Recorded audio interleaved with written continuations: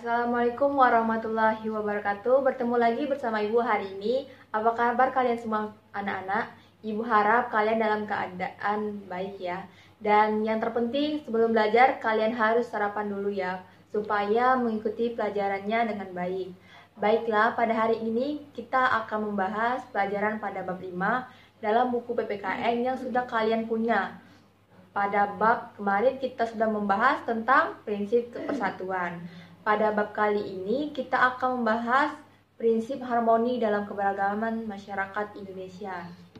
Ibu harap kalian mengikuti pembelajaran hari ini dengan baik dan serius ya, supaya kalian dapat memanfaatkan dari pembelajaran hari ini. Dan adapun kompetensi dasar dan tujuan pembelajaran yang harus kita capai pada hari ini. Kompetensi dasar yang akan kita pelajari yaitu kompetensi dasar 3.5 menganalisis prinsip harmoni dalam keberagaman suku, agama, ras, dan antar golongan atau sara, sosial, budaya, ekonomi, dan juga gender dalam Bingkai Bhinneka Tunggal Ika. Dengan kompetensi yang ada, kita akan mencapai beberapa tujuan pembelajaran.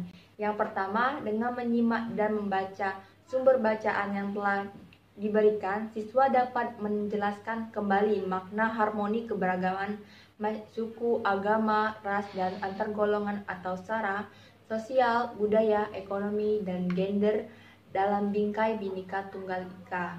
Yang kedua, setelah menyimak video dan mengaitkannya dengan kondisi konflik lingkungan sekitar, siswa dapat menganalisis permasalahan keberagaman masyarakat Indonesia. Yang ketiga, melalui diskusi kelompok, siswa dapat menemukan upaya penyelesaian masalah yang muncul dalam keberagaman Indonesia dengan prinsip harmoni. Nah, itu dia anak-anak kompetensi dasar dan tujuan pembelajaran yang harus kita capai pada hari ini. Nah, sebelum Ibu untuk menjelaskan materinya, Ibu mau tanya dulu nih ke kalian. Kalian sudah tahu belum prinsip harmoni itu apa? Apa yang terlintas dalam benak kalian tentang prinsip harmoni? Ya, betul sekali. Ya, jadi prinsip harmoni merupakan prinsip yang membuat perbedaan atau keberagaman masyarakat menjadi satu kesatuan yang serasi dan erat.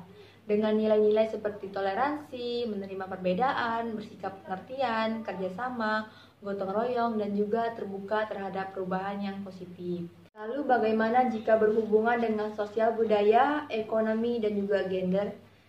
Ya, yuk kita lihat penjelasannya. Jadi, prinsip harmoni di bidang sosial budaya, keberagaman masyarakat melahirkan sebuah perbedaan status sosial yang berbeda-beda. Kekayaan budaya harus dijaga dan dihargai. Harmoni dalam keberagaman dapat membuat perbedaan sosial budaya terlihat lebih indah, serasi, dan mampu mempereratkan berbagai perbedaan.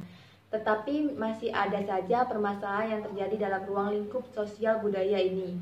Yang pertama, seperti masuknya budaya asing.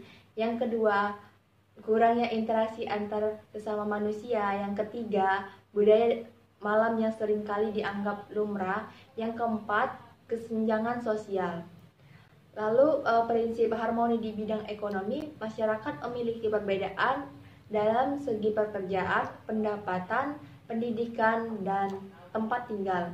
Hal ini bisa timbul kesenjangan, tetapi bisa diatasi jika terdapat harmoni antara yang berpendapatan tinggi membantu masyarakat yang kurang mampu. Di dalam bidang ekonomi ini ada juga masalahnya loh. Apa saja ya? Yang pertama yaitu ada korupsi, yang kedua inflasi, yang ketiga ada kemiskinan, yang keempat angka putus sekolah pada anak, yang kelima ada pengangguran. Selanjutnya, prinsip harmoni dalam gender atau kodrat wanita sering kali direndahkan. Perempuan tidak bisa ini, perempuan tidak boleh melakukan itu. Hal ini membuat perempuan sering dinomorduakan dari laki-laki. Tetapi dengan prinsip harmoni, kedudukan wanita sudah bisa selaras dengan laki-laki. Bahkan wanita juga punya hak yang sama. Sayangnya masih ada saja kasus yang menimpa kaum wanita seperti pelecehan, kekerasan rumah tangga, pekerjaan yang berlebihan, dan juga ada kesejahteraan. Nah, sekarang kita akan membahas solusi dari permasalahan tersebut. Kita mulai dari solusi budaya. Upaya penyelesaian masalah dalam bidang sosial budaya, yang pertama, lebih selektif lagi dalam menerima informasi atau budaya luar. Yang kedua, menimbulkan rasa cinta budaya lokal. Yang ketiga, meningkatkan rasa sosial dengan orang lain. Yang keempat, meninggalkan kebiasaan buruk dari budaya barat dan membangun ketahanan. Selanjutnya, upaya penyelesaian masalah dalam bidang ekonomi. Yang pertama, menghapus perlakuan diskriminatif. Yang kedua, menegakkan hukum dengan baik bagi pelaku korupsi. Yang ketiga, membuka kesempatan kerja. Yang keempat, memberikan bantuan fasilitas secara selektif.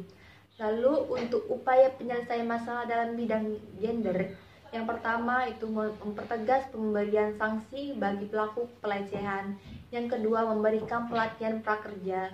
Yang ketiga, terciptanya kemitraan yang baik antara para perempuan dan laki-laki dengan persepsi yang sama. Yang keempat itu serta memberikan wanita hak-haknya. Setelah mendengar penjelasan materi tersebut, sekarang waktunya kalian menyimak video untuk nantinya kalian analisis isi video tersebut, termasuk contoh permasalahan harmoni di bidang apa dan upaya apa yang bisa dilakukan. Disimak baik-baik ya videonya, Ibu berikan. Mari. Siap.